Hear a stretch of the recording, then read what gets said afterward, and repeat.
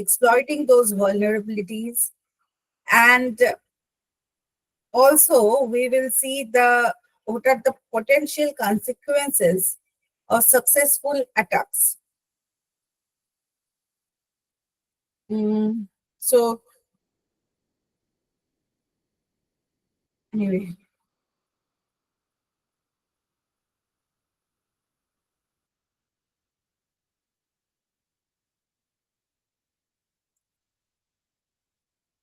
So these are the aim of this lecture today. And I hope this presentation will bridge the gap between the theoretical cybersecurity knowledge, which mostly incorporates we know that we should have some network security protocols, encryption, data encryption. If we see in WhatsApp that the text message is encrypted, as a general, Excuse me. yes, sir. You are in the first slide, practical scenarios in cybersecurity, your front page. So it is not moving.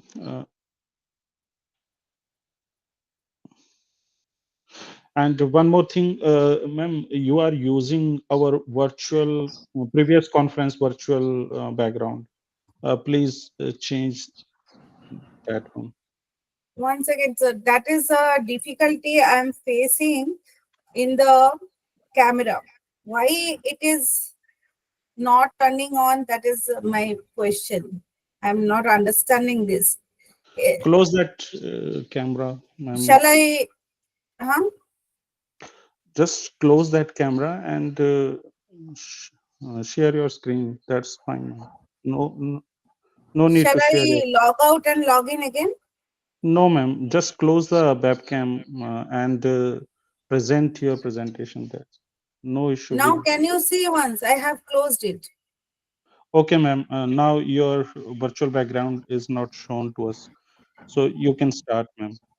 And is the agenda page is showing? Yes, ma'am. Right now it is showing. Okay. Okay. Thank you. Okay, ma'am. Uh, so that is my introductory. I just wanted to introduce you with the topic. So here we are going to cover a few things which are very much relevant with the current scenario, where we are going to emphasize what are the common attack vectors, and we will analyze these vulnerabilities. So in the current threat landscape, if we characterize that, we will see that the social engineering is very much important. So it is not for only the engineers or not for any specific expert. This is for everyone who are used to use for the laptop and internet for any kind of purpose. So that is social engineering. We're going to cover the ransomware attacks, which are very frequent. In small incident we will have, and we also have data breaches and data exfiltration, IoT security risk. One point I missed here, that is we also will going to discuss regarding supply chain security attacks, and question answers conclusion. So this is the whole agenda for today's lecture. So first of all, this are practical scenarios in cybersecurity. So as I said, that nowadays internet is everyone's hand, and everyone is using internet for in many kind of purposes. So we can see that there can be some application where you can see some phone is there. There are some information, so online banking passbook update, all these things are done. Network, so many people are socializing, networking through internet. Operational, also is a part of cybersecurity where our many functions are going to be operated. Rather than banking, some financial services, some income tax, all those financial services can be there, or some other operational, like if you book ticket in online, all those operational things will be covered up. Encryption is just a part of it, because encryption is we all know now encryption means my data is secure, but how that encryption takes into the part, access control, how we should do the access control, and which will be helping us to take more uh, baby step for the securing our internet access. End user education. So this education is just, I said, it is not only for the engineers, it is for everybody who are using internet. And disaster recovery. Now, if some cyber attack is already happened, then what can be done regarding that? So this is the wholesome scenario of our topic today. And then we move on to social engineering. Now, social engineering attack, here you can see a scenario where a hacker disguised a delivery person and trying to gain an unauthorized access in an office building. So that is a kind of intrusion in the system. So one person is trying to intrude with some fake ID. Next, again, we can see that someone is trying to trick a person to get some login credentials. Or in the next image, you can see that one young lady is instant chatting, and someone is trying to get her personal data and manipulating her. So this kind of attacks are known as phishing attack. So this phishing attack, where cyber criminals send fraudulent messages that can be email, text, OTP, and try to trick the victim by clicking on these malicious links for downloading some malware or some providing some sensitive data. And in the next also, I'm going to explain. So this is the different types of social engineering that we are going to discuss. So phishing is one type that is very common to everyone. We may have visualized, we may have come across any this kind of thing. But there are few technical terms regarding this, like impersonation. So attacker pretends to be someone else, like a trusted authority, some system admin or company executive or technicians, to gain the credibility and some do some manipulation to the victim. So that is called the impersonation. So I have kept a few diagram images here for making it attractive and understanding. So that is called the impersonation. So a cyber criminal uh, can disguise some tech support employee or suspecting worker, and they can impersonate that he is someone who is very authentic person. So in all this diagram, what I try to depict is various methods in social engineering, which is the art of manipulating individuals into performing actions or revealing confidential information. It's a psychological game where attackers exploit human trust and vulnerabilities, rather than relying on technical hacking. So impersonation means someone is trying to behave like a authoritative person. Next, you can see tailgating.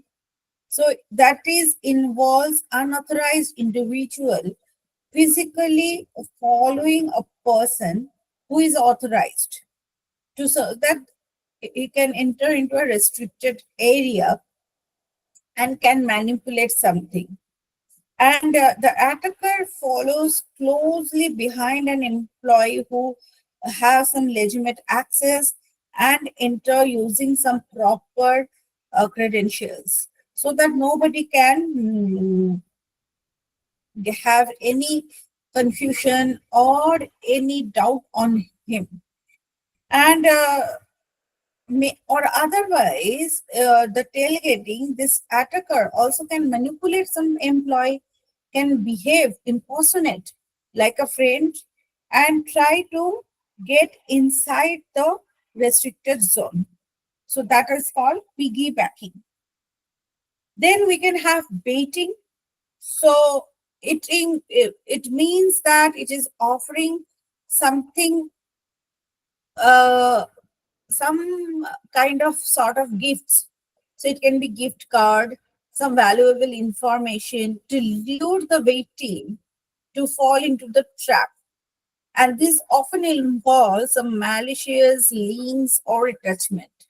Sometimes we have seen that, I don't know how many of you have got this kind of message that Amazon is freely distributing uh, thousands of gift cards. Click on this link. So there are some people who used to click on that to find out that whether Amazon is giving free gift card or not. So now this is the high time that we should understand that nothing comes free, right? Nothing comes free. So we should not click on those kind of links which is telling that they're going to give us some free items. So that is called baiting.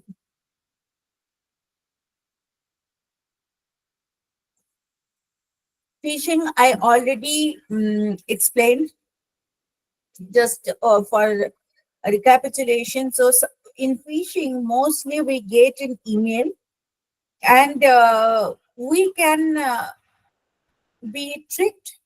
We may be thinking that this is coming from a legitimate person, but nowadays we have many tools to find out whether it is coming from a legitimate person or not. The tools I am going to discuss with you, but before that, just I want to go through all the kind of attack what we can have. And next we can see phishing, which is called voice phishing, and smishing, that is SMS phishing. So the same kind of attack, what you are getting through email, you can get through a voice phishing also. And voice phishing is, I think, everybody have got now the idea. Some international calls, sometimes scams, and they keep asking your personal details. And at the back end, they steal the money from your account. So it's a part of phishing where voice phishing is done. In SMS also, sometimes they send some OTP of some online banking. And if you give the OTP, then your account can be emptied.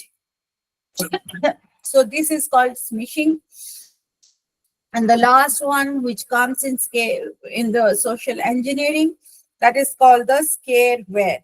So scareware is something where the attacker is giving you some scare or frightened you by giving some frightened message like your system is infected, click on it so that it can be fixed now, otherwise you will be going to lose your lakhs of money. So these kind of information it coming on the scareware. So, as I said, that phishing uses phone calls to deceive victim. Smishing uses text message to carry out scam. Likewise, scareware is a software that pretend to have found a problem on your computer and pressures you to buy a solution, often a fake or even harmful software. It uses fear and urgency to manipulate. So that is a thing called scareware. So this is called social engineering.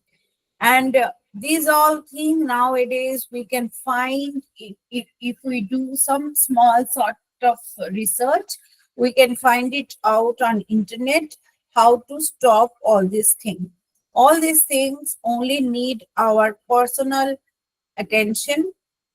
We should not be scared.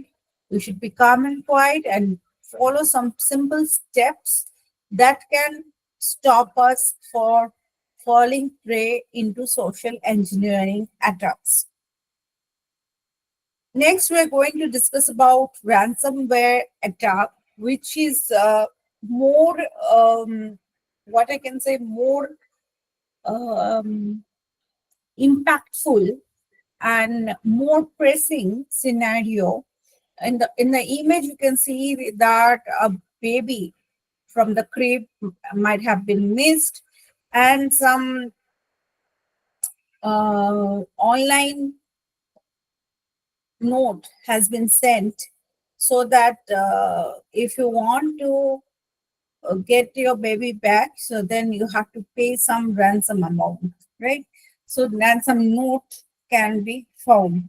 So that is ransomware. So it is a type of malware that encrypts a victim's file or system, blocking access or damaging some potential things until the ransom is paid to the attacker.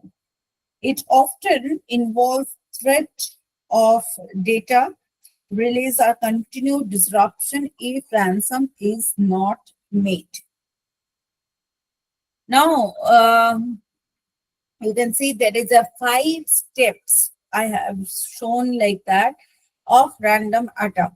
So the stage 1 depicts that the attacker gaining initial access to the system or the network. The attacker is getting depicts gaining initial access to the system or the network. In the stage 2 shows that the attacker establishing persistence or a foothold. Okay, so it means that the after getting into the network, the attacker is trying to grab some hold of it. And then in the step 3, ransomware spreading within the compromised environment. So the ransomware as a bug has been spread into the system. And in the step 4, the attacker search for valuable data to exfiltrate or encrypt. And finally, at stage 5, portrays the ransomware deployment and ransom demand. So that is the ransomware attack. So it's earlier days, it is like blackmailing only. It is also here, it is also kind of blackmailing, but it is cyber blackmailing. It is not anything physical, like the picture has been given. It's not kind of that. So here we have some type of ransomwares. So first of all, you can see that locker ransomware, encrypting ransomware, and scareware or fake antivirus ransomware. So each category represents a distinct method attacker used to extort money from the victim. Locker ransomware, we can what we can see that your computer has been locked. So how it has been shown? That means you're working. Suddenly you get a message that your computer has been locked. And in such a case, many people will be very much terrified, and they in this situation they will do some wrong steps. So locker ransomware can have some example like min locker, police threat ransomware. So it locks the user out of their devices and specific functions and restricting the access until the ransom is paid. Next is the encrypting ransomware. Some example is WannaCry, CryptoLocker.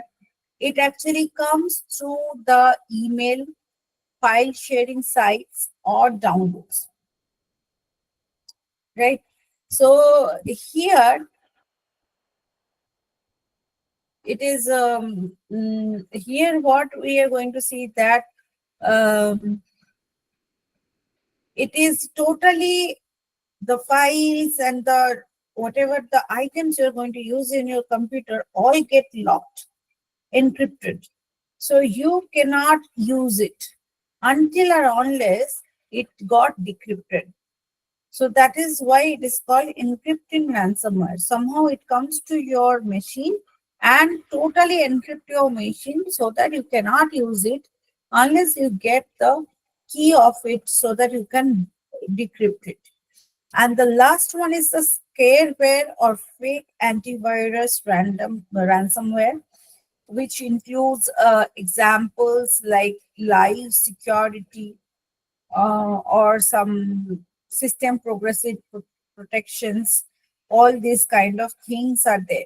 You can see that here some live security, platinum, system progressive protection. These are the examples given.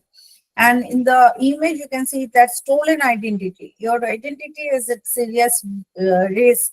So data leak detected. So if you want to protect your identity, click here. But it is totally fake, totally scam. If you click on it, you will be in more trouble than before. So these are the diverse tactics employed within the ransomware attack, and there are various degrees as well. And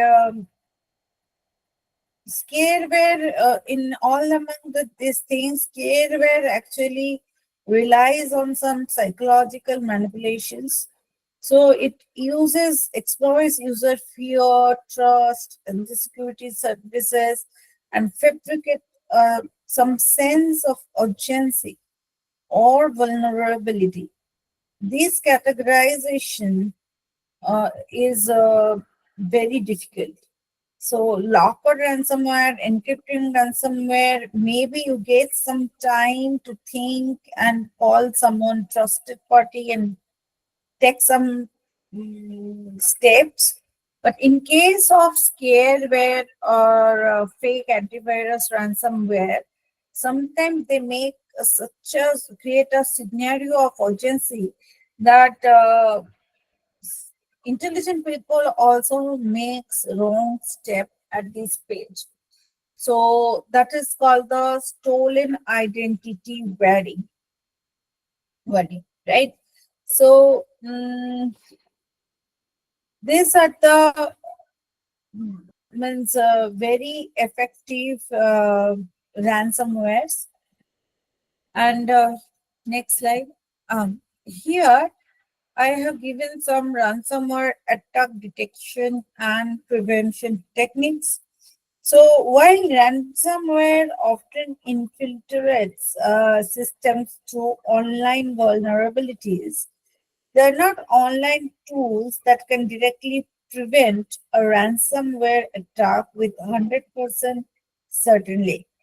It's more about a multi-layered approach using a combination of software, services, and safe online practices.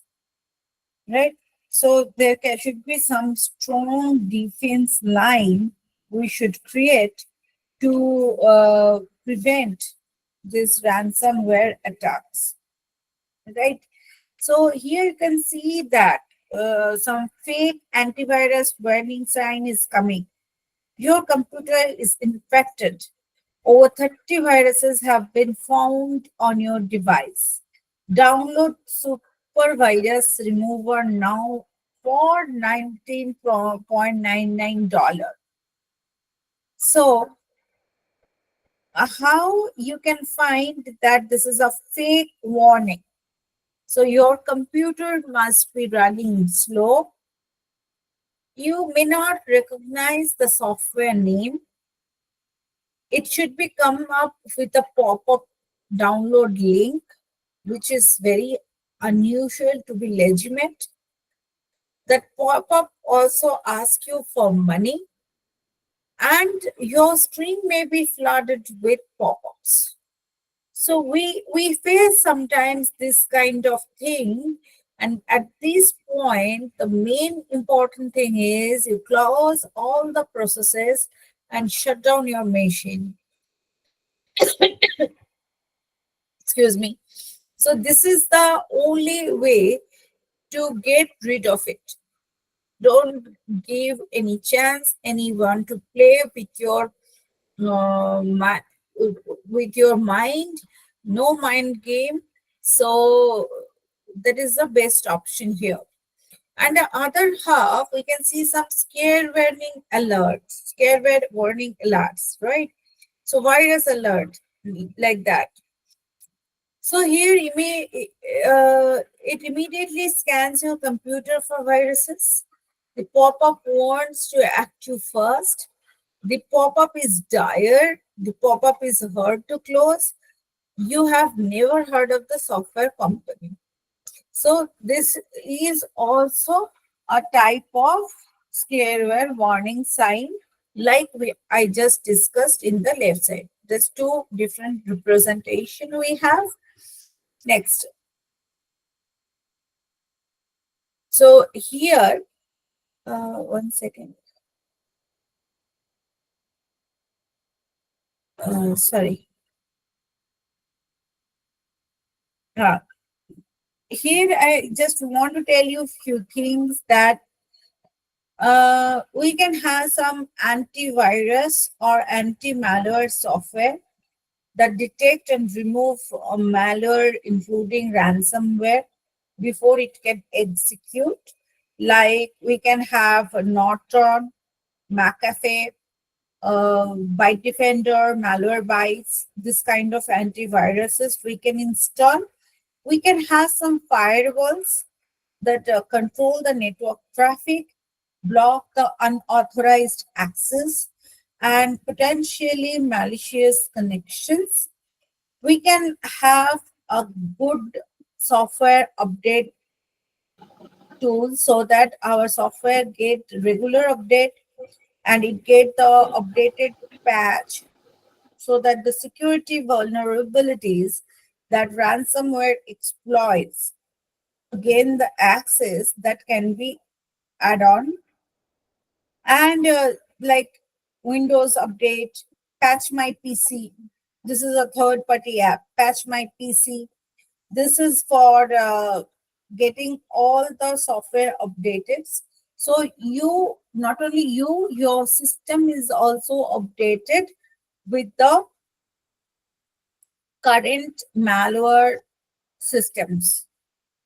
And then we can have some browser security extensions. So like we can enhance some browser security so that all the cookies can be deleted on time, and no information is stored regarding your financial transactions and all. And we can have some ad blockers like uBlock Origin. So these are some ad blockers which block the advertisements in your computer whenever you're watching a video or something. So some ad blocker, or we can use something like HTTPS everywhere, where you can block some, you can have some browser security. Although these are all many tools we have, we sometimes use password manager from Google. So Google password manager sometimes can be very harmful for you, because you may be trusting your laptop and saving everything in Google password manager. But if your computer get hacked, then it will be all in the Google cloud, and if that also get hacked, then you are gone.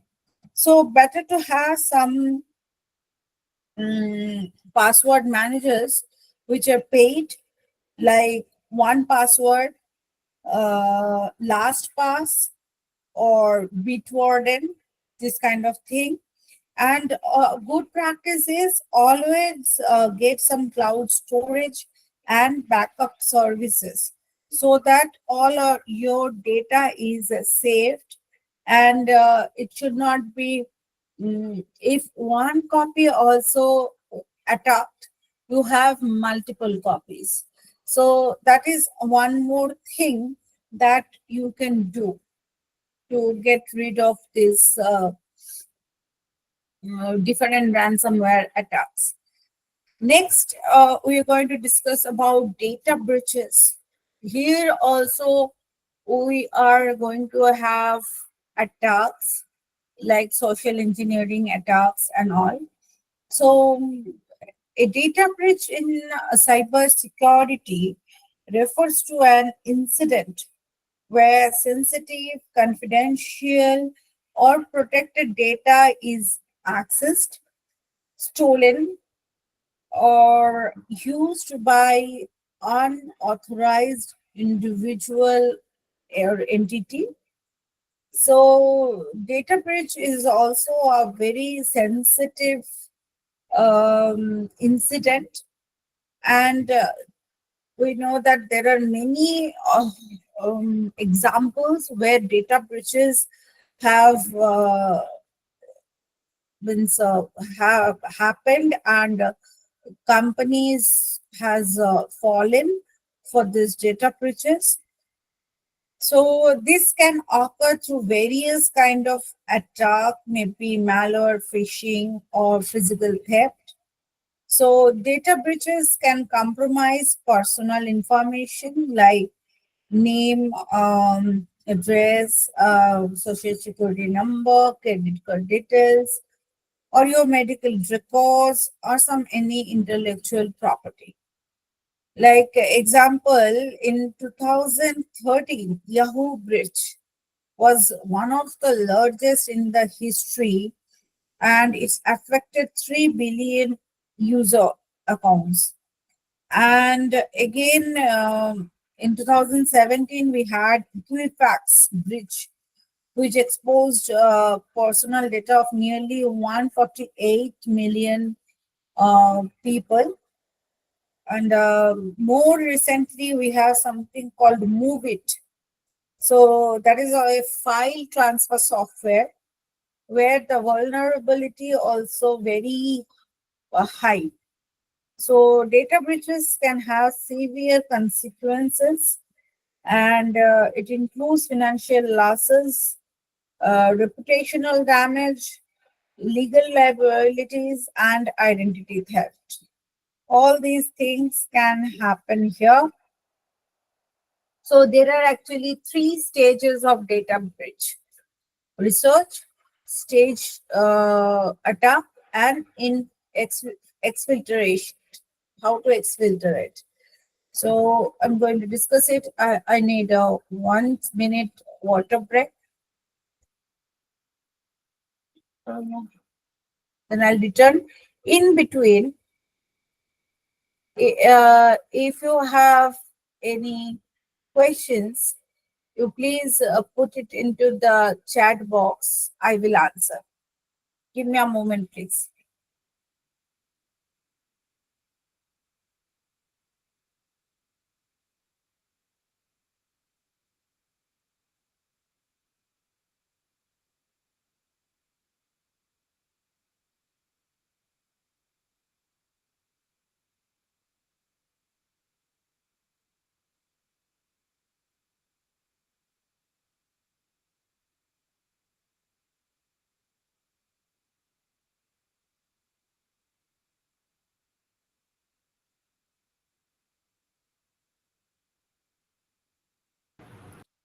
Any questions, participants?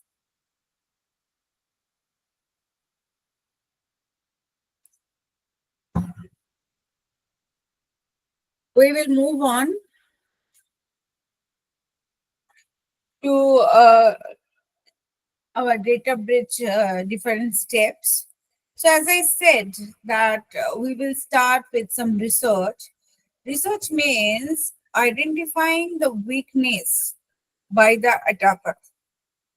So the attacker uh, first will search for some target, and then it looks for the weaknesses to exploit, like employee, system, or the network. This entails long hours of research on the attacker's part, and most may involve stalking of employees' social media profile, or find some sort of infrastructure the company has. So many things the attacker can research, and then the stage attack take place. So, having spoke to target's weaknesses, the attacker makes initial contact either through a network based or social attack. Or in a network based attack, the attacker exploits the weaknesses in the target's infrastructure to instigate a breach. These weaknesses may include, but are not limited to, like SQL injection, vulnerability exploitation, and or session hijacking, this kind of thing. So in that case of thing, when the attacks are going on, so in a social attack, the attacker uses social engineering tactics to infiltrate the target network. This may involve some maliciously created email, or some tailor-made email to catch some specific targeter, or some emails attend some employees' attention, or the email can fish some information, fool the attacker reader by supplying some personal data. So like that. And the last one is the exfiltrate, means where it is going to access the database or the file server. So once inside the network, the attacker is free to extract data from the company's network.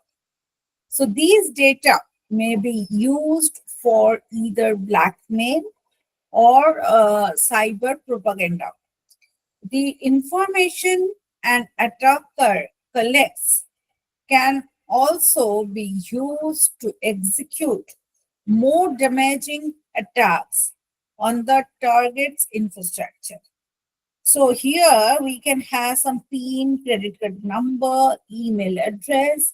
All these are given access to the hacker to exfiltrate the data.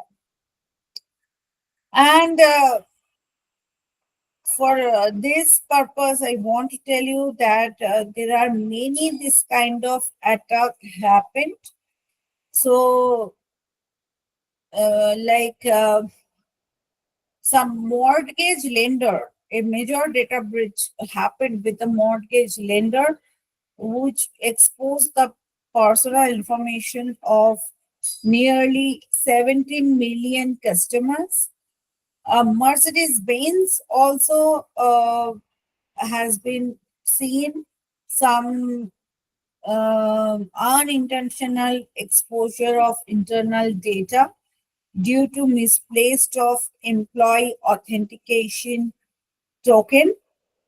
And Trello is one of very much vulnerable situation it got. Trello API exposed email addresses of 15 million users, potentially leading to phishing attacks. And in India, also something happened which um, impacted many people's KYC data. So there are so many data breach cases are there worldwide that is uncountable. So in India, the primary law governing data breaches in cybersecurity is Information Technology Act 2000.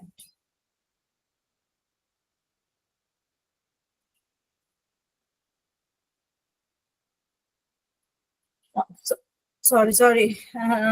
Someone is calling. Give me a.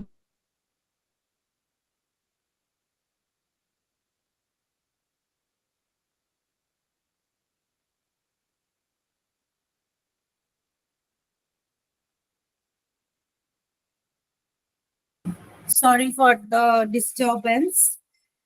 In India, I was telling that India we have something called IT Act.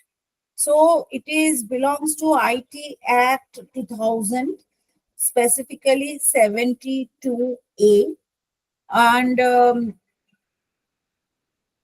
in there we have outlines the penalties for intentional or unauthorized disclosure of personal information acquired through lawful contracts. And one recently they introduced something called Digital Personal Data Protection Act.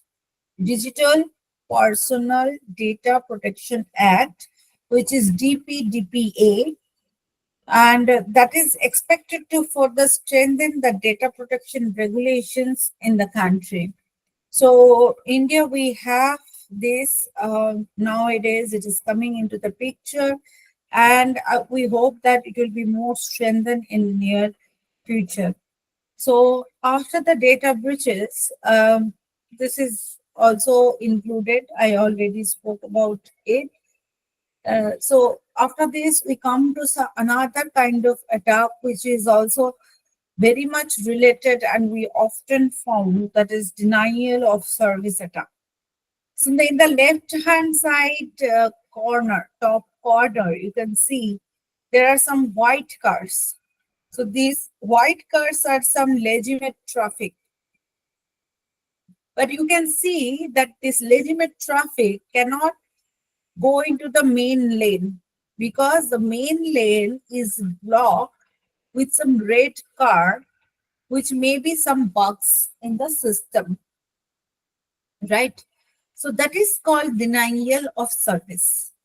So in a same network, there will be attackers and actual users also. And these attackers actually block the actual user's access and the target server as well. So how it can be done? So a denial of service attack in cybersecurity is a very much malicious attack to disrupt the normal traffic of a target network system or a system or any kind of services by overwhelming it with a flood of traffic or requests which are fake. So the goal is to make the target unavailable to the legitimate user. Like what happens Someday morning you wake up and thought to send some money to your family, but you see that it has been said that your banking site is down, so you cannot work on it. But maybe your banking service is not actually down, it has been in the denial mode. Well, how does denial mode came? Because there are some attackers who have given some infected device. They have kept some botnets. We call it a botnets. So these are actual looking services, but they has been over flooded in the network just to block it, jam it, so that people cannot access the network and the network becomes zombie. So flooded with the area's fake system services. So, for example, the attackers might flood a website with so many requests that it crashes and prevents anyone from accessing it. Another common type can be a distributed denial of service attack that uses multiple compromised system, which is often called a botnet, to launch the attack, making it even harder to defend against. And this example also includes another one like massive bogus login attempt to a server. Like people, there are many people who create fake email ID and email ID because Gmail or there are many. I should not take any name, but there are many email providers who gives very easy way to create email IDs. And there are people also who create many email IDs and they try to log in with those email IDs at the same time. So unnecessarily the server will be get overwhelmed. Right. In that case also it is called denial of service because we are not going to get the our requested service from the server. So there are two types of denial of service or DOS attack. So one I just discussed was single system and a single application. In DDoS or distributed denial of service, multiple attack from multiple systems and in distributed locations can happen. So here the multiple systems are compromised and to launch this kind of attack and making it more harder to defend against it. So the example may occur, may include some massive influx or some bogus attempt to give some SMS, send some SMS for New Year wish to some friends and colleagues. Sometimes we also get some messages from unknown person in New Year day or in some puja day, right? So that time we'll see that what the legitimate message we want to send that is not reaching, but we are getting some unknown messages. So that is also often a kind of starting DOS attack, right? So the what is the aim for this DOS attack? The aim is to uh, flood the flood the network and jam the network, and when the actual uh, people are not getting the service in this time, the server actually is free and it can be accessed by the malicious people and some data breach can be occurred, right? That is called the denial of service attack. So there are three types of denial of service attack: volume-based attack, protocol attacks, and application attacks. So in the volume-based attack, Uh, the attacker want to send a very high volume of traffic so that the server crashes totally. In the protocol attack, it disable the resources that website used to protect, like firewalls, load balancer, and disable the targeted website or the server. Or application attack, it uses the zombie network so that the applications are all get blocked and it cannot be run. So those are called the denial of service attack. Now, how to mitigate and the protection? If I come to here, before that, I want to say a few thing. If you can remember that in 2023, three of world's biggest internet companies like Google, Cloudflare, and Amazon reported the largest DDoS attack in their history. It warns that a new vulnerability in HTTP network protocols that the hackers have exploited.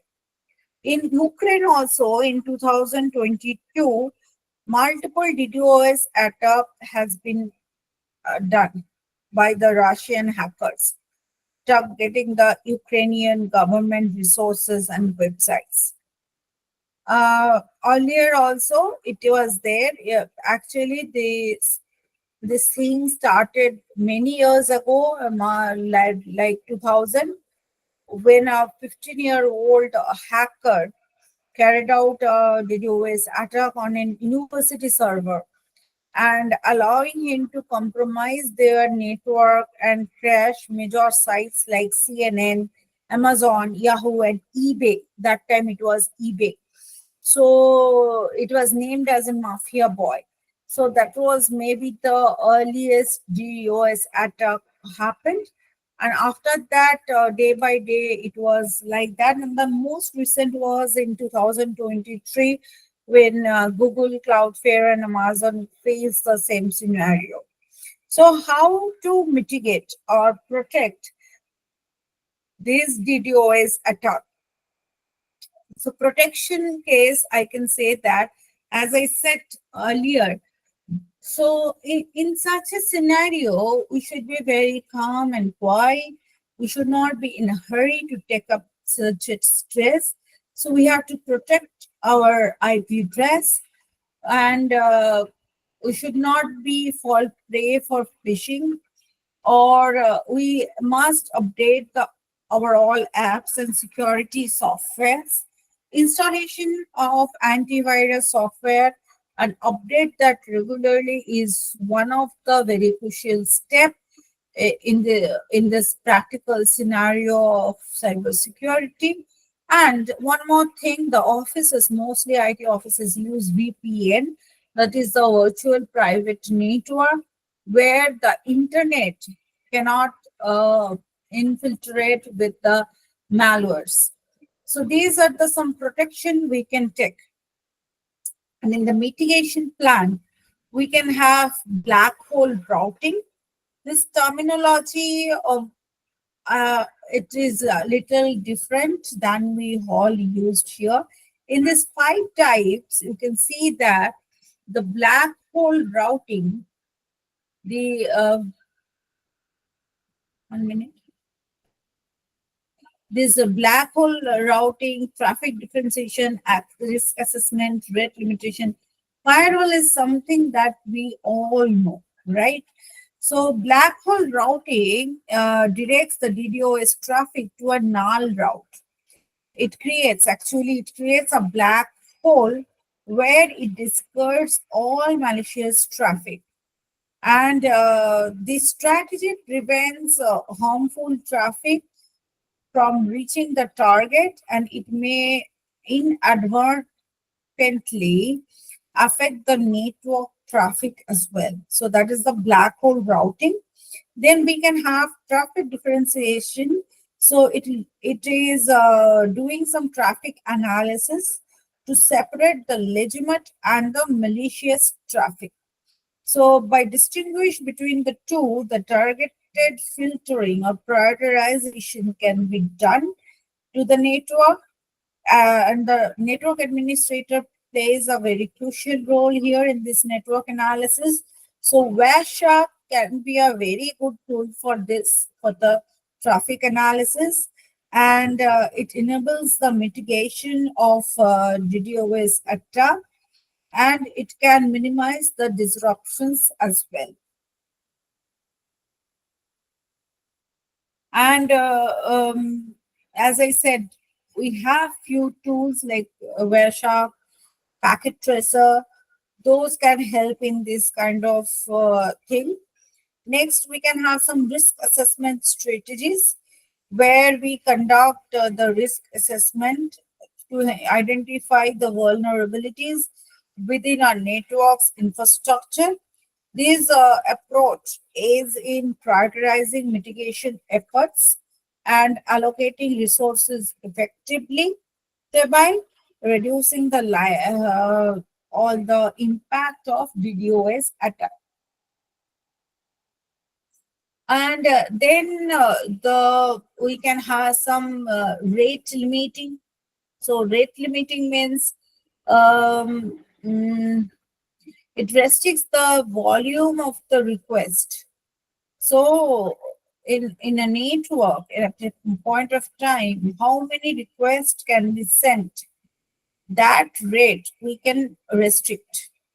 So from a single source, how many requests you can send?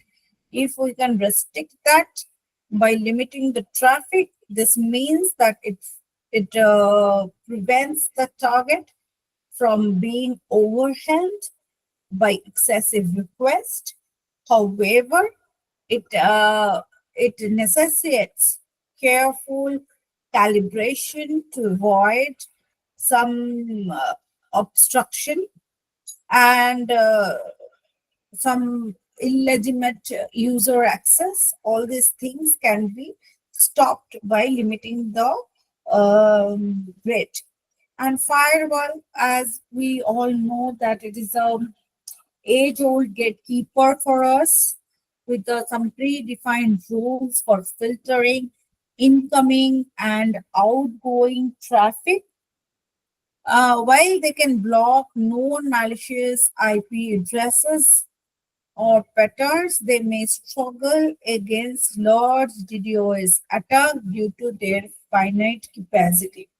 So the firewall is very important, and updating firewall is also very much important. So this is the mitigation and the protection plan for denial of service attack.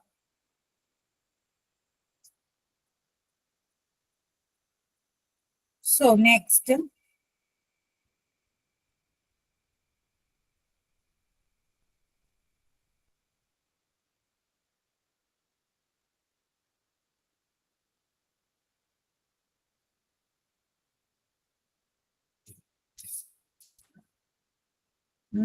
next is insider threat. This insider threat is we already can have the idea of it, insider threat. So there are, you can see there are different types of insider threats has been shown. So insider threat means there can be some insider, sometimes we call it mole, M-O-L-E, mole. Who are those person or those items which gives the information to the outsiders, hackers, or attackers? So we can have some malicious insider whom we call as mole. Who, those can sabotage, those can thief, or those can make some fraud with the system. So that is called the malicious insider.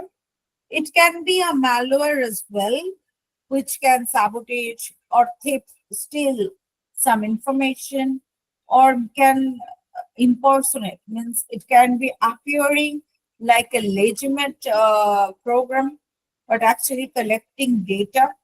That can be possible. So that is called the malicious insiders threat. So that can be there.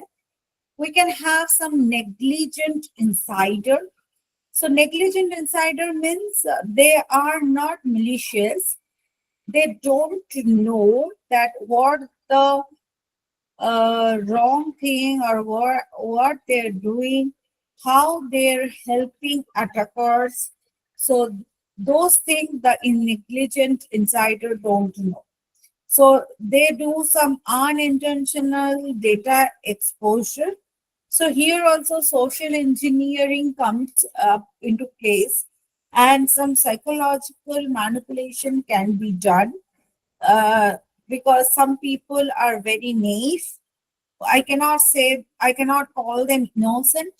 I will call them naive, because innocency is something different, and you have to be very alert in this interconnected world of cyber security where everything is going on into the cyber. We know many terms also like cyber warfare, cyber criminals. Many things are there with the many bad names are there, titles are there with the term cyber. So in this kind of era, we cannot call these people or this software as a innocent software. It will be some whoever is doing unintentional data exposure. They are, I will say, naive and careless handling of sensitive information.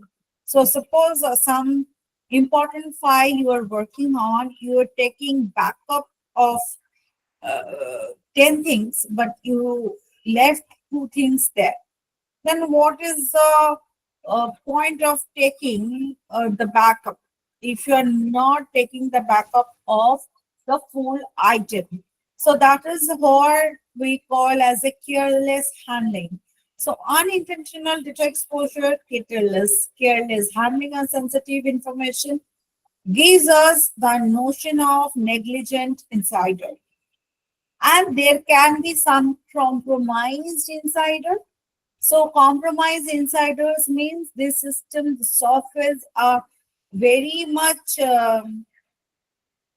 good softwares, but they had been compromised to the hacker. So it is not in their control, and their control gone to some illegitimate hand. So those are called compromised insider. So in cyber security scenario, insider attack is very common. It is also part of social engineering and psychological manipulation, and also it is uh, some carelessness. Also, we can say how to stop this insider threat. To stop the insider threat, we should have a proper authentication protocol in place. This proper authentication protocol means it can be biometric, facial recognition, iris detection, or it can be many kind. We can have multi-factor authentication also.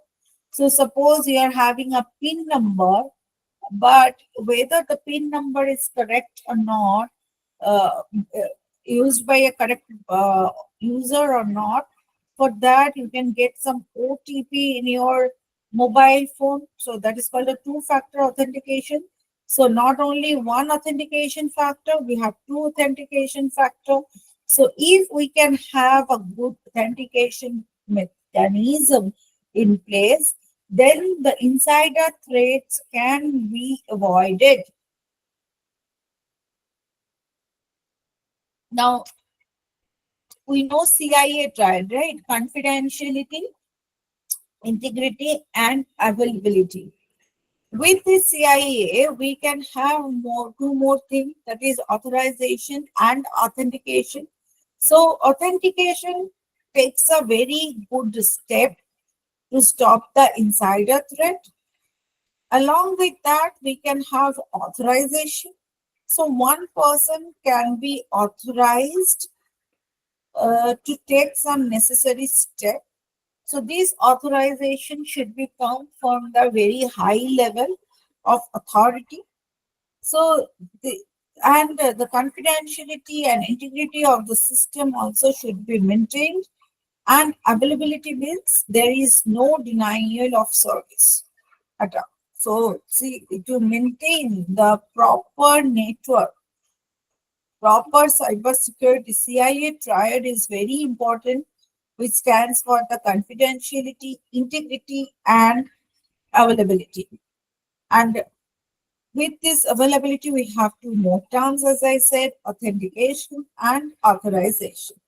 This is very important to stop the insider threats, right? So, so next we will move on to Internet of Things attack. So many people are nowadays using Internet of Things at home, IoT devices, right?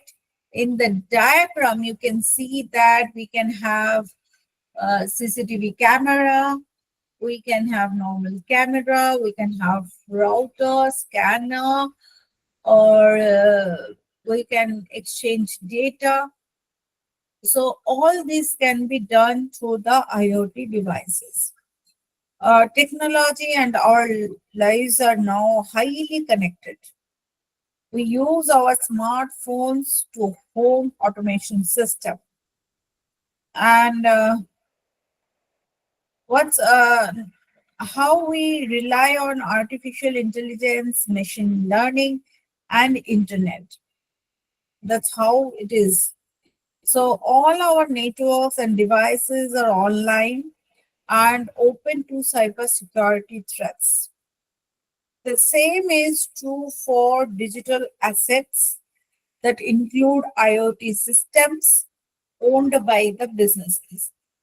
A malicious person can compromise your automated employee check-in console, and they can also break into your office or network, or someone could guess your weak password. So they can then take control of your smart home security system, and any such kind of attack on IoT device or network is called IoT attack. It can be infecting your devices with malware or breaking into your system using some IoT system. And there can be some loopholes like unoptimized user permission. There can be some IoT attacks that compromise by connecting to some IoT systems. And this includes your phone, computer, smart TV, anything. So the cyber criminals actually look for any kind of device to break your security system. So they can easily control your Wi-Fi network, and also it can compromise the apps or the operating system of these devices. So that is called the IoT attack, right? So it's also very much important to understand that now IoT attacks are expanded to the cyber criminals with IoT attack with some individual and organization. It exploits the vulnerability of the network applications, and it compromises sensitive information. It can disrupt the operations, and also it can cause some physical harms. Right. So lack of encryption, lack of um, what we can say, we can be very reluctant about the system. We can think like, okay, it's my home, what is going to happen? Like that kind of thing also can be there. So in such a case, the attacker may employ various techniques like malware infection, denial of service attack, data breaches. All these kind of things can be there, and the consequences of IoT attack can be severe, ranging from financial loss, privacy violations, or some critical infrastructure disruption, safety hazards. All these things can happen.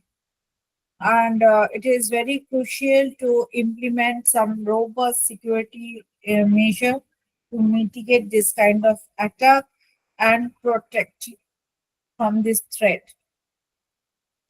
So this IoT attack also can have um, many other type of like um, digital criminal can gather some gadgets associated with the web and use them all at once to complete the assaults. So there can be some malware and all these things. So to stop this, what we can do here, you can see that what is the IoT security recommendation. Here we can see that there are two phases, right? Mm, So here it is two phases, implementation phase and operational phase. In the implementation phase, we can have some secure by default, rigor in defense, accountability, and resiliency, right? So there are three things. So in the implementation phase, the focus is on secure by default. It emphasizes a strong cryptography so that the data protection can be done. So we can use a strong password so that preliminary level of security can be imposed. Right. Next is the rigor in defense. So during implementation, it involves enforcing some access control. So access control means it is in the like there can be some administrator who is going to control the system. There can be some mediators who are going to transfer the control from one person to another person, means administrator. There can be some users who are going to use these IoT security recommendations. So some separate IoT and enterprise network can be there and work on it. And in the operational phase, built on this foundation of uh, this rigor of defense. Along with this, we can have some accountability. So we can implement some proper device management with some proper access control, right? What do we mean by access control? That we know that who have access to the system. We are not going to give the access control to everyone. So there should be the access control should be noted down, and in that case only the accountability will be logged in. So the proper device management only can be done like if we are logging all the access control in that case. The last one is the resiliency that focuses on attack recovery and periodic assessment, while implementing the phase addresses it through the attack preparation and safeguard. Each security aspect is visually presented by an icon, enhancing the diagram's clarity and making it easy to understand the recommended security measure. So the resiliency is kind of thing which gives some safeguard to the attacks, and we can recover from the attacks as well. Earlier days, cybercrime means only the things as we discussed are like denial of service and social engineering or data breach. But nowadays, IoT attack is also very crucial because many of us are using many things. Even Alexa is also part of the Internet of Things, like smart homes, smart lights, and switches management. So all these things comes under the Internet of Things attack, right? So next portion is supply chain attack. Smriti, want to say any any questions or anything you want to stop by, dear participants? Anything? No, ma'am. Thank you. You can continue, ma'am, please. Okay, thank you, sir. I was actually without stopping and continuing, so I thought to just No, ask no, ma'am. once. Actually, topic is very interesting, and you are explaining in a well elaborated way. So even then, if we have query, then we will ask at the end. You can please continue. Thank you, sir. So the next thing is supply chain attack, and this is one of the very what I can say interesting topic. Supply chain attack. I personally worked in supply chain for some 2 years. So that was a blockchain based solution. So I know the steps performed in any kind of supply chain. So for any kind of supply chain, so whether it is a grocery item from beginning where it is produced from that place to the retail shop, or it can be a crop from a farmer's house to a retail shop, wherever we find a supply chain attack is very common nowadays because our whole society is running on supply chain. A simple nail, what we call a nail, or a simple piece of wood, also a part of supply chain, because the wood come to you your shop not from direct from the tree, right? There are people who look for the tree, cut the tree, processed it, and the tree and the wood is also not coming directly to the shop. Those are processed and then it comes to the shop. So there is also a supply chain. So supply chain is everywhere nowadays. Earlier we don't know what is a supply chain. In my young time, when I was very young, we have no idea about the supply chain. But now people knows what is a supply chain. So a supply chain attack is like a thief sneaking into a factory to tamper with goods before they reach to the store. So that is the supply chain attack in a line, in one line. So instead of targeting the end user directly, the attack target the weaker link in the supply chain.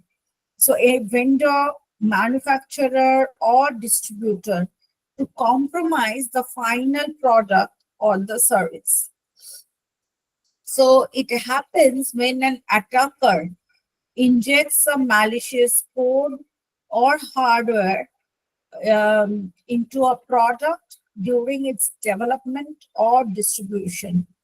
If you think of a software update with some hidden virus or a hardware component with a built-in backdoor, so then the legitimate product is often then uh, used by the intended customer And that time the malware is getting activated and giving the attacker access to the system or the data.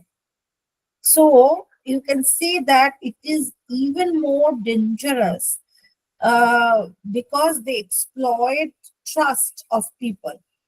So people generally trust the product from the known brands. So by compromising the link of the supply chain, the attacker actually not only infect many victims, but also the brand also getting attacked, right? So suppose you like olive oil. We worked on olive oil supply chain. Olive oil is a tremendous product, we know, right? So it is the process is very crucial of getting olive oil, and the best quality olive only gives you the best quality olive oil, and best quality olive oil only contains all the nutrients people usually look for it. But if anyone can infiltrate in this process and replace the best quality olives with some low quality and rotten olives, can you think what kind of product we will get as an end user? And that time, do we think that this is a Bartoli olive oil? We purchased with so many, so means thousands of rupees, like one maybe 2,000 rupees it cost. We will be thinking like this olive oil is not good, so Bartoli is not selling a good product nowadays. But it may not be Bartoli's fault. It's getting some backdoor access, and that's the diagram illustrates that a supply chain attack wherein the attacker gains the backdoor access to a targeted organization through a compromised third-party vendor. And these access allows the attacker to manipulate the flow of data. So not we we are not now using a base quality of olive oil. We may be using olive fruits. We are using a low quality, and so our product is also low quality. And but that is sold with the name of the big company. So here it is very difficult to handle this kind of attack. And these kind of attacks sometimes actually it is called man in the middle attack, MITM. So here we can see that the code injection, dependency confusion, and the man in the middle attack. One mechanism has been shown here, right? So code injection involves the attacker inserting some malicious code into the software during the development or the distribution, which then in the software, which is may not be executed that time. It is going to be executed at the point of end user. Dependency confusion exploits the vulnerabilities in the package of the system. And lastly, man in the middle attack that intercept the communication between the two parties, such as the developer and the data space, and allowing the attacker to inject the malicious code in it. So this attack method used in supply chain, and this is crucial. This is devastating, and there are some very popular supply chain attack. Solar winds and company attack was very important and very worthy to read out. I just mentioned here. And after that, I'm going to describe about Ma'am, can NIS. I add something here? Yeah, sir. Yeah, ma'am, what I feel in 24, the attack by the Israel on the pager, which they have attacked on a various terrorist group, Hezbollah attack, and I think this attack can be categorized as a supply chain attack because they have claimed that during the process of the transportation of that particular pager, Mhm. something was done with that particular devices so that they exploded intentionally. Any comment on this particular aspect, ma'am? Yes, if that's what I described now, right? It is a supply chain attack if it is done during the transportation or during the data flow. So it, it may not be the producer, Okay. whoever the producer or whoever the client, their fault, but it may be the system where the intruder injected something like code injection, I said, and that makes the confusion that who made the what. So we don't have any clarity, Or right? ma'am, similarly, like Apple also has accepted this thing that they were whenever they are introducing software update, security patch on the name of security patch for their iPhone, they are doing something so that the battery of old phone got reducing day by day. So they are forcing the person to buy the new iPhone. I have also read this thing in the various article. Any particular input on it, this, ma'am? Yeah, it happens actually. I also heard of this thing about iPhone, and that is the also keep the craze of iPhone high. That the new thing comes and people used to buy, and the old phone gets to the trash. So even in the very small example I can give you. Aquaguard is a big brand of water purifier, right? And Yes, ma'am. we used to have, not used to have, we still have the AMC of it. And what I observed that it is also this kind of attack. You can say that every year when the term is coming to an end, they gives us a call to give a last free servicing and all. And once they come and service and go, just the AMC is finished and Aquaguard stops working. So every time we are means very much surprised how it happens. So Well, that's only due to the company's the personal benefit and yeah, cheating with personal the benefit, customer. right? So people does this means that there are some uh, this is a very bad business policy, but it Okay, ma'am. Yes, ma'am. happens. Yeah, it happened, ma'am. Oh, okay. Yes, Thank you, ma'am. and Thank you. in the Thank supply chain attack also we have seen that it happens. Even the adulterated medicine, you can you. Yes, understand ma'am. how. There is a very big plant are going in the Baddi, Himachal Pradesh only.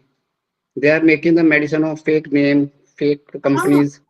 and the batch numbers are also fake. Everything is fake, and they're replacing it in very smart way that even that company does not know that their batch numbers are copied, and the same batch number there are uh, adulterated medicines are circulating in the society.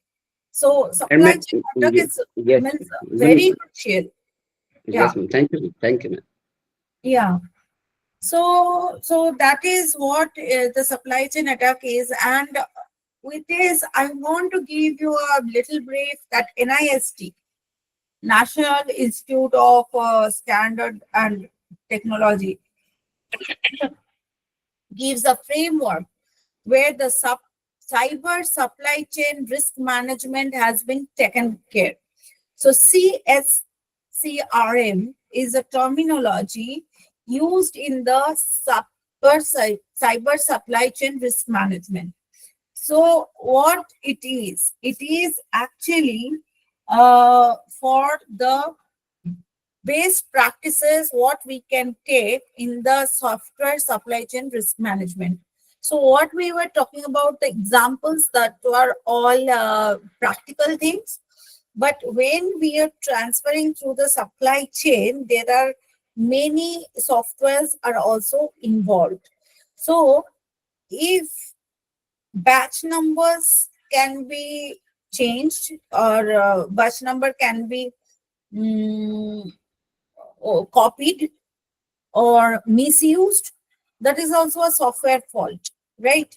If we are getting our supplier names changed by original supplier name, that is also a software fault. Or if we collaborate with some key suppliers, so we should have some particular authentication and authorization mechanism, so that the suppliers cannot be replaced by the fake suppliers.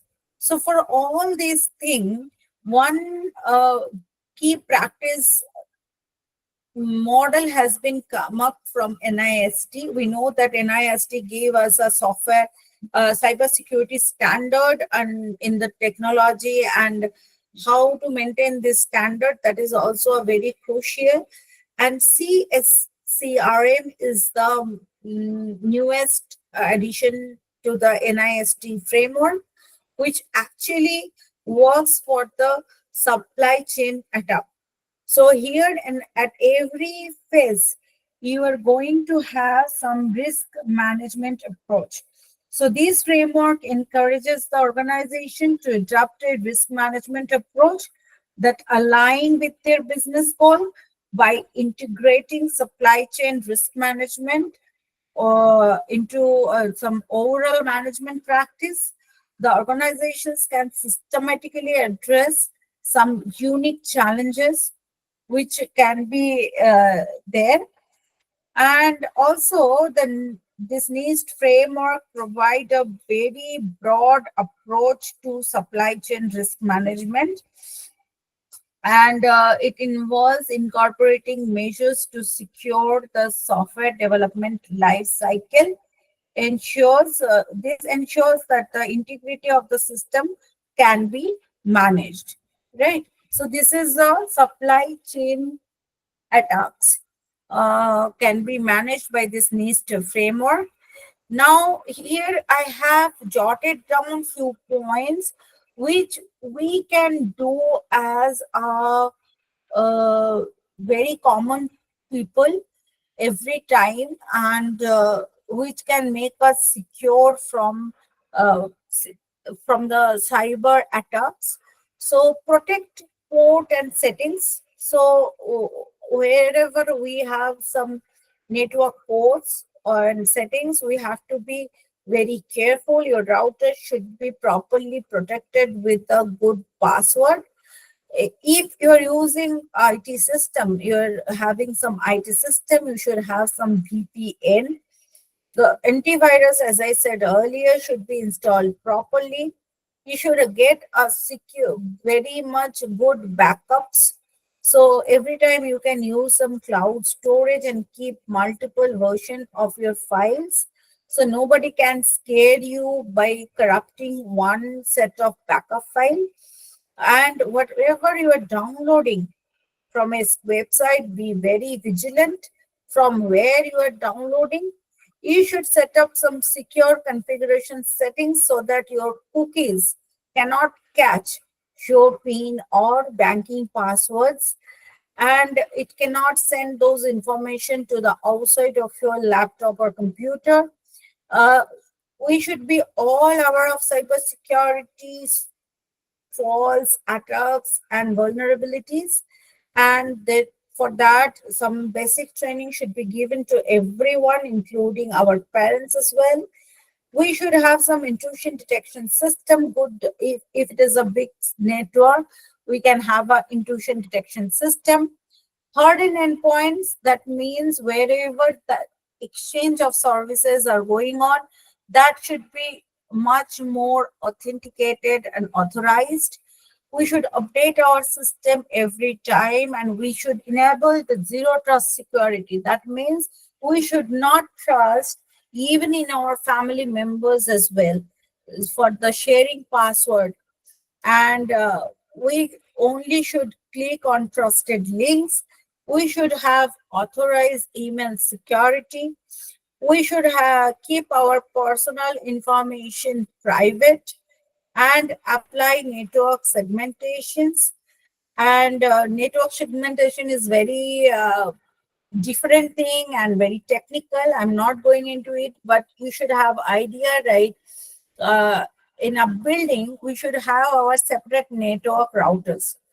We should not buy a single router and used by five untrusted company.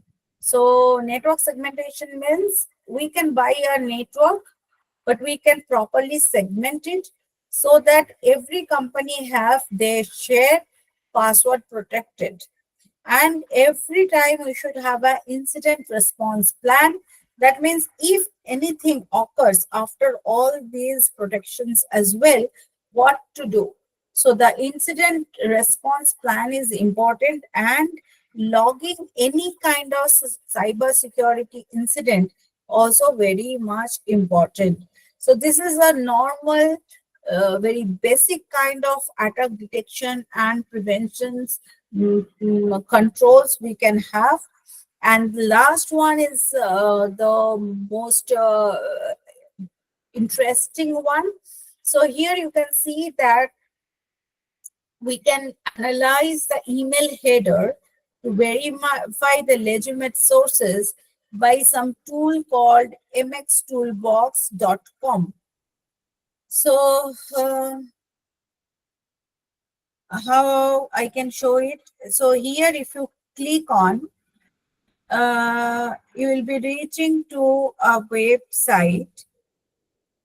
Is it visible to you, the website?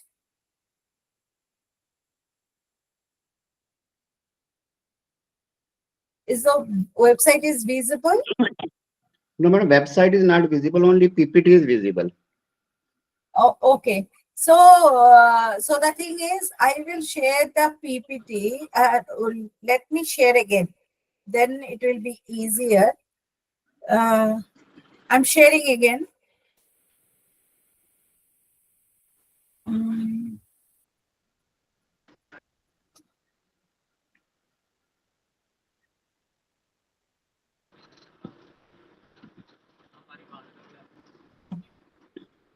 Give me a moment. Now the PPT you can see. Yes, PPT we can see. Okay. And here I'm going to this website. No, it is visible, ma'am. Now it is visible. Yeah. Yeah, it's visible. Now Visible. MX Toolbox is a very good toolbox where you can give the domain name and check that whether this domain name uh, uh, actually is there or not. Suppose we give MX Toolbox.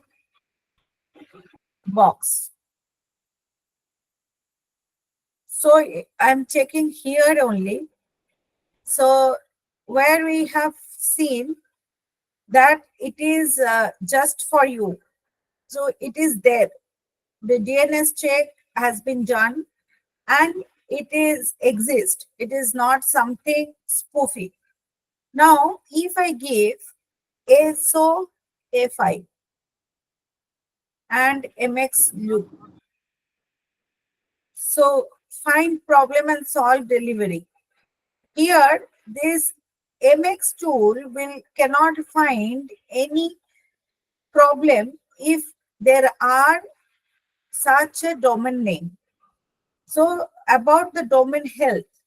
So here the domain health check will execute all these optimality, and here you can see unable to resolve SOFI as an IP address. So the email address or domain name we can check like this.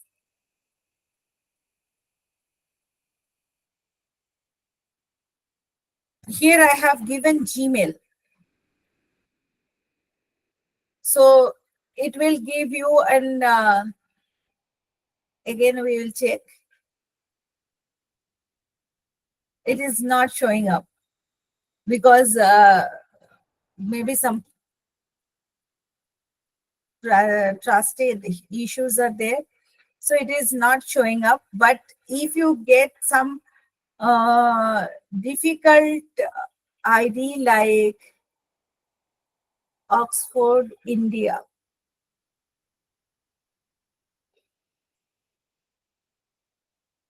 so unable to resolve Oxford, India to an IP address. So these are not correct domain link. That's what it is saying. Checks if a site is known for phishing. So we can again check here transparency report dot google.com. It is for safe browsing. So once it open, you will see that Google will tell you that whether this website, whatever you are browsing, it is safe browsing or not. So here you can give some URL and check the site status. So this is Google Safe Browsing Technology, which checks the URL so that it is a safe website or not safe website. So for that, we can use it transparency.google.co.com. Next, we can have some community-driven database of verified URL. That is also mxtoolbox.com. We can have check that URLs to detect malicious website which are distributing the scareware. And till this it is opening, we can see the DOS attack. So for DOS attack, we can have uptime.com, where you can every time we can check that how long your website is up. If you're running a company or business, then you can keep checking that is there any time in your day that time your website is going down every day. In such a case, we can close it. Okay, we can close it by saying that every day 8 p.m. to 9 p.m. my website is getting down. So that means there can be something occurring at the back end. So uptime.com is a website monitoring service so that you can see that how long your website is keeping working. And I also opened this one, URL void website reputation checker. So here you can check the safety of your website. So you can scan an IP address also by giving the here in the IP void. And one more I have included, that is from Casper Sky. This is nowadays free, but it will be paid in some time now. So Casper Sky anti-ransom tool. So don't get locked out of your files. That is the advertisement it is coming up. So here you can have some, you're free from being digital hostage, and you cannot need to go for some negotiator. So it is very they're saying it is very light to install, and you can have some this free tool for stopping any ransomware in your business. So these are the few tools are available now where we can plan some mitigation cybersecurity plan here. So that's all for today's session. So this concludes my presentation, and the floor is now open for questions. I appreciate your attention and participation today. I think the cybersecurity is now not only a very hype or a current trend, it is also a shared responsibility of our public, including me, and the awareness is very crucial because it is only the first line of defense for stopping cybercrime.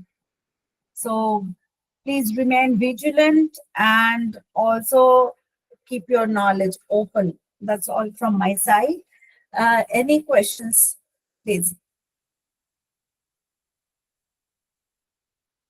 Thank you, ma'am. Thank you, sir. Thank you, ma'am. I'm sorry I could not turn on my camera. Something happened. I don't understand. But anyway, thanks a lot for Thank your. you, ma'am. Thank you. Thank you so much.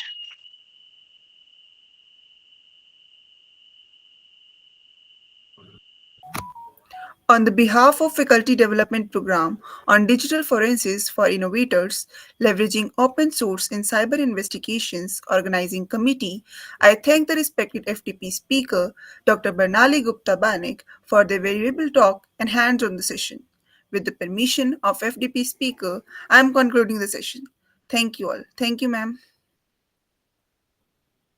Thank